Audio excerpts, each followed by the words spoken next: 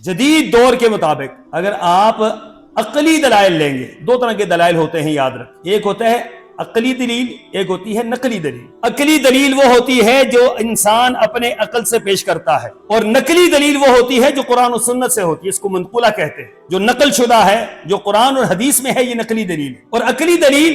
صرف انسان کے ذہن تک ہے، ہر ایک کی عقلی دلیل علیحدہ ہوتی ہے، آپ کی علیحدہ ہوگی، میری علیحدہ ہوگی، لیکن نقلی دلیل ہم سب کی ایک ہی ہے، وہ دو ہو سکتی۔ ہم اس لیے یہ بات کہتے ہیں کہ عقلی دلیل میں فرق پڑ سکتا ہے، اللہ کی وحدانیت، اللہ کی ربوبیت، اللہ کی الوہیت کو منوانے میں عقلی دلیل میں فرق پڑ سکتا ہے، لیکن جو نقلی دلیل ہے جو اللہ نے پیش کی ہے اس میں کوئی فرق پڑ سکتا،